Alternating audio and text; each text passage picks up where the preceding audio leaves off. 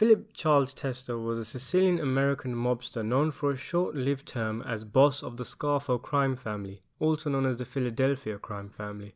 He was born in 1924 in Philadelphia and early in his life became friends with future mob boss Angelo Bruno. According to early police reports, he is thought to have never had a legitimate source of income, instead making his money through gambling. He had a stern look about him, well built and having dark, emotionless eyes and a grimace that struck photographers with fear.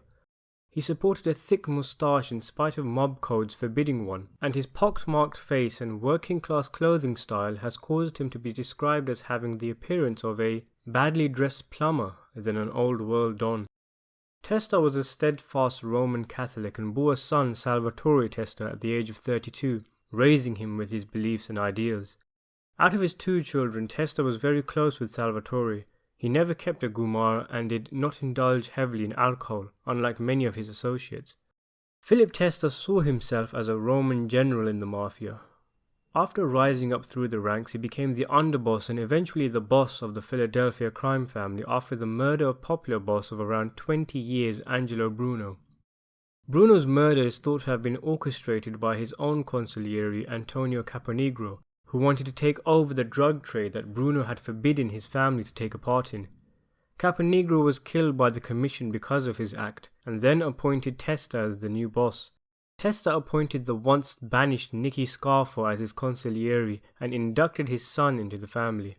However, Bruno's 2 decades of peace were to be counteracted with several years of fierce bloodshed in the Philadelphia family, as his and Caponigro's deaths were only the beginning. Philip Testa himself was next. On March the 15th, 1981, he was returning home, and as he opened the door to his house, a nail bomb exploded from under his porch.